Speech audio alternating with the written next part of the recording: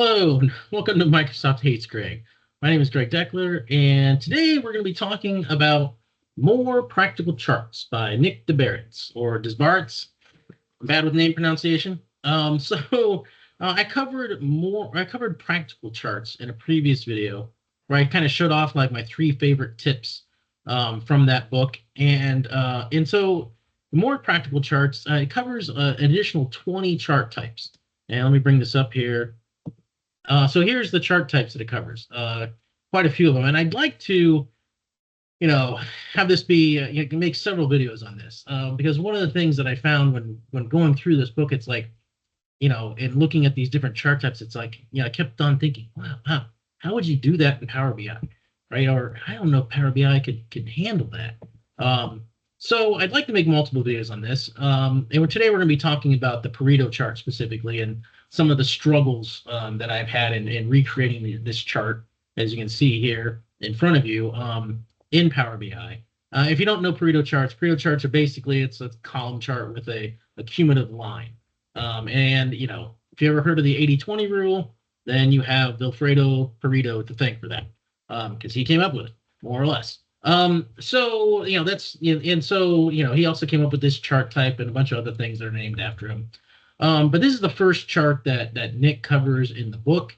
But I'd like to make a number of videos on this, just kind of showing off how to build some of these more advanced charts in Power BI, because I think it's challenging.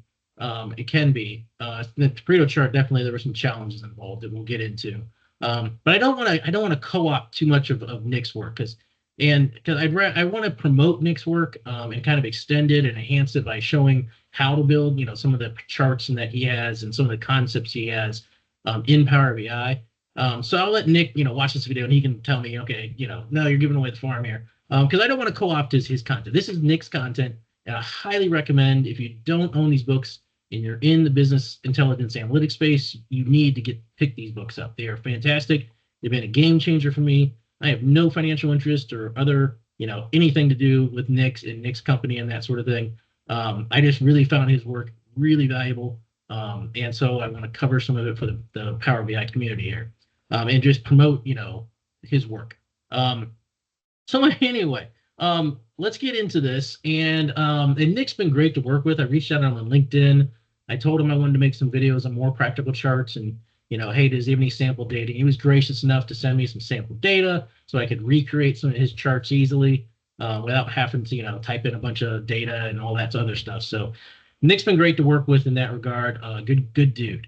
All right, so we're going to create this from scratch, as well as an alternative version that he demonstrates in the book that he indicates, is maybe even, a little less confusing and a little easier to understand for users. So we're gonna create both of those from scratch. And I'll just show you some of the kind of quirks and kind of, I don't know, warts in Power BI that we'll get into it. All right, so the basic data is just country data and donations from the different countries, and we break that down, right? So let's go ahead and start with a brand new page here. We will start with we're going to use a line and clustered column chart, right? For our Pareto chart. Expand this out, and we'll put country in here. And then we'll put donations in here. And then for our cumulative line, we're going to use this measure that I came up with. Very simple measure, right? Zoom in on this so people don't complain. Cumulative donations, get the max of the donations, filter the table where all the donations are greater than that donation, right? That amount, and then sum X.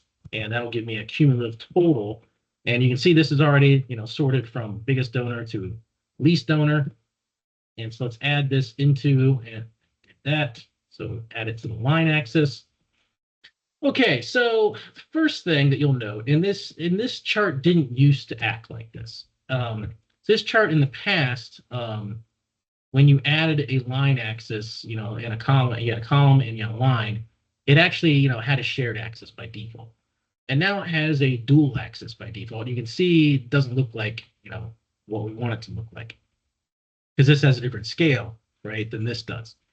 It's not what we want. And it's super confusing in my opinion. I've never liked dual axis charts. I think I've always felt that they were confusing. I could never really explain why I didn't like them necessarily. Nick does a great job in more practical charts and explaining, going through dual axis charts. And long story short, not a fan either. So I feel vindicated in that regard. So I'm sort of, disappointed in Power BI that it's gone down, this is the default for this chart, because it's leading, I think, report developers down a bad path. This is not a best practice to have dual axes and charts. It's confusing to end users. Nick presents a number of different alternatives to dual axis charts and better ways of conveying information. So I'm kind of disappointed right off the get-go that that this is the default. I don't know who is behind these charts and making these decisions around stuff, but they're obviously not listening to the experts in the field and going with best practices here, in my opinion. So first thing we need to do is fix that. All right. And so we go to our secondary axis. Now here's the first kind of bug that I found with this. So you can see I have values here and I have my title. But my title's turned on, but my values is turned off. Right. So this you would think would not exist. So now what I have to do to get rid of this, so this is a bug, right? I mean, so if this is going to show, then this should be toggled to on, but it's not. So that's obviously a clear bug on Microsoft's part. So I have to toggle this on, right? And nothing changes because I just made it agree with the visual, right? And so then I turn it off, and now that axis goes away, title goes away, and now I've got my Pareto analysis in a much better state, much closer to what we have as our finished product over here. So there's always that. So a little buggy on Microsoft's part. Don't know. But this chart, I feel like, has always been a little buggy, at least in my past experience with it. So nothing's changed.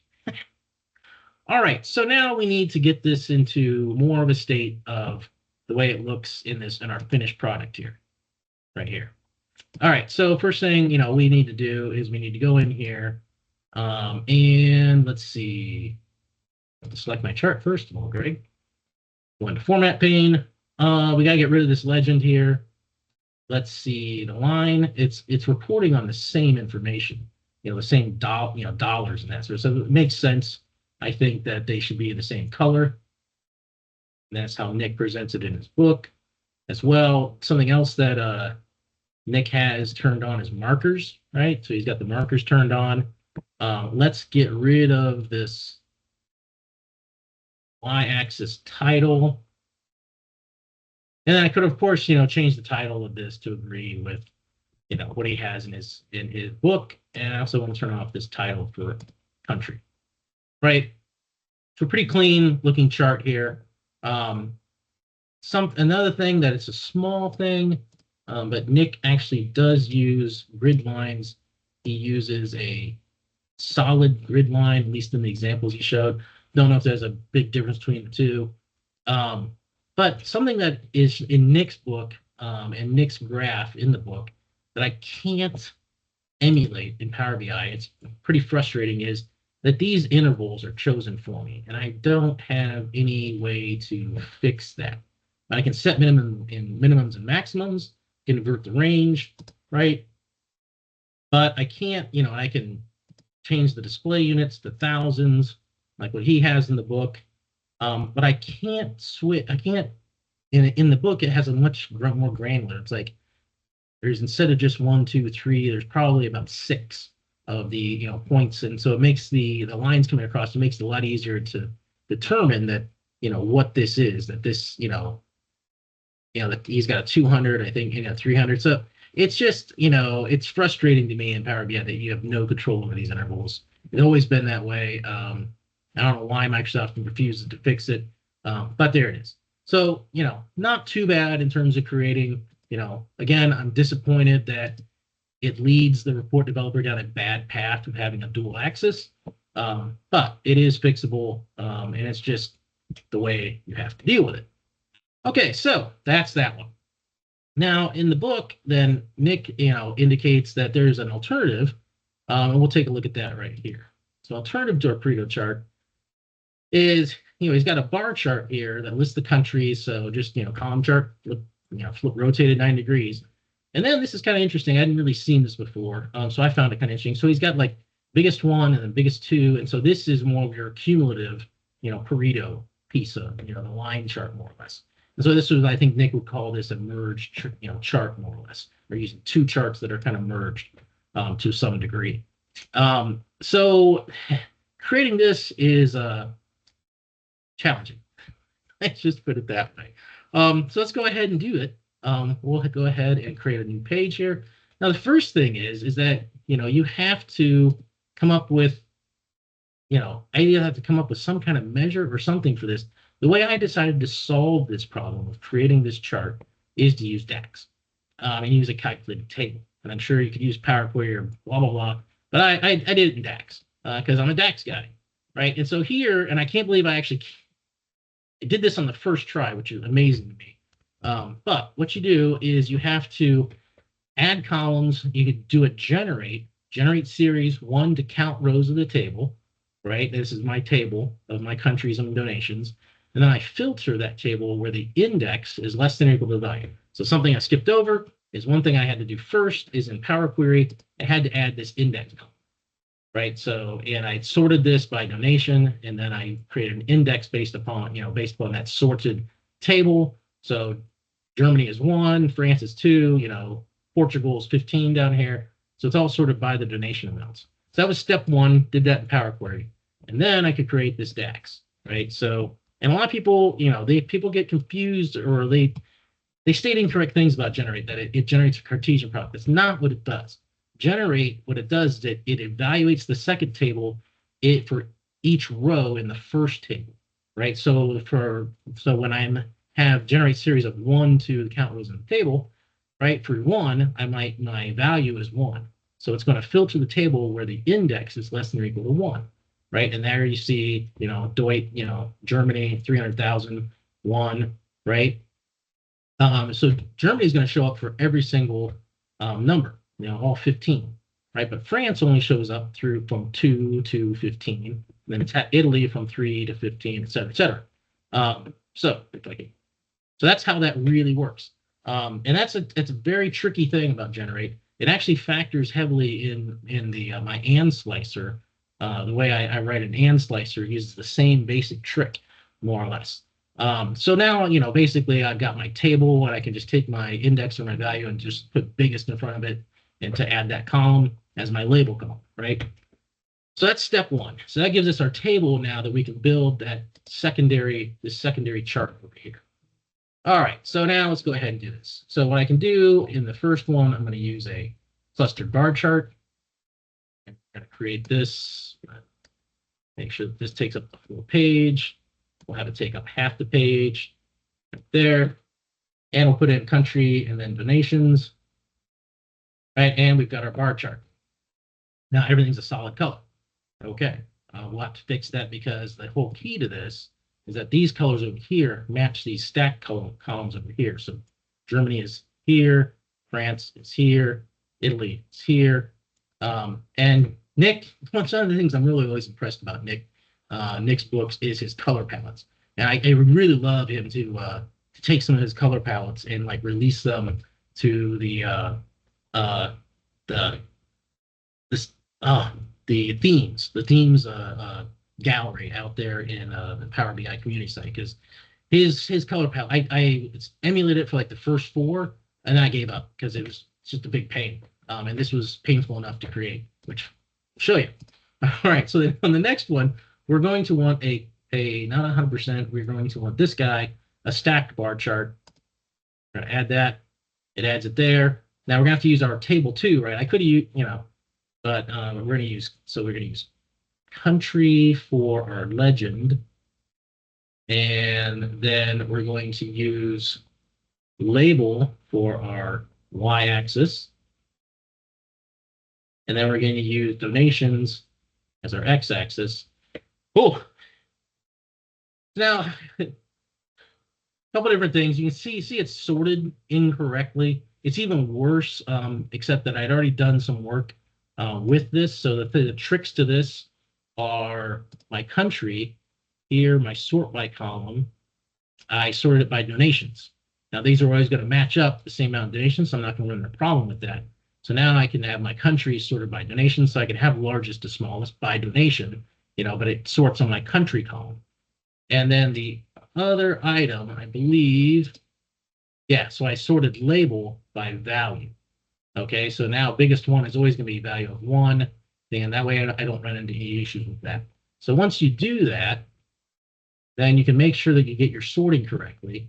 So I sort my legend. It's already sorting.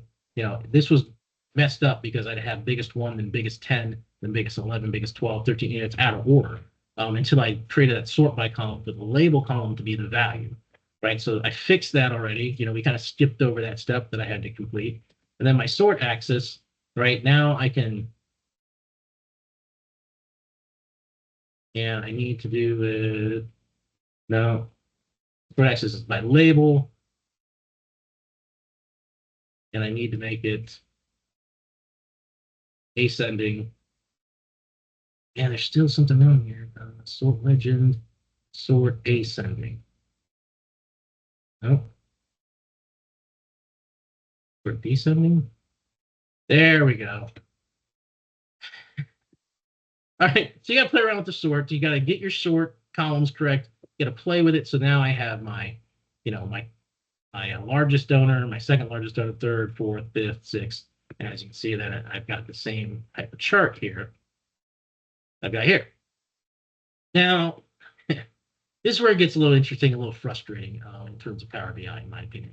Now, the next task that I need to do is I need to match these colors. This color needs to be same as this color. This color needs to be same as this color, and so on down the line.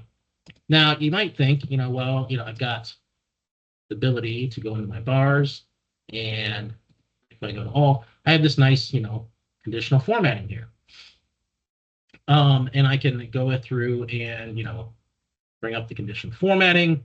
I can say if the first country text is EU, then I want it to be that god-awful hot pink color, right? And then I can add a new rule, and I can say if it's FRA, and it's that red color, I'm guessing it's something like that, and new rule, and if it's ITA, Italy, and whatever that color is, it's not in my color palette, but I could see, maybe it's close to this. But anyway, so you have to try to match these colors, and it's taking colors that I really aren't really in the color palette that I can see. It's got some greens in it. There's no green here. So it's chosen colors that are outside the color palette to begin with, which is fun. But if I go ahead and apply that, and so you might be thinking, obviously this color is not that color. That's not the point here. Now you're also probably thinking, well, Greg, idiot, when you do your color and stuff like that, don't base it on rules, right? Base it on a field value, create a DAX measure, and that way you can use it both in this chart and in this chart to set your colors dynamically. And it's one measure, and now your colors are all sorted out. Except, joy of joy, there is no conditional formatting for the stacked column. When I'm here in this color, I'm in my bars, I have no function. So I couldn't do that. So yay. Yay, Power BI. So I'm gonna have to do it the manual hard way.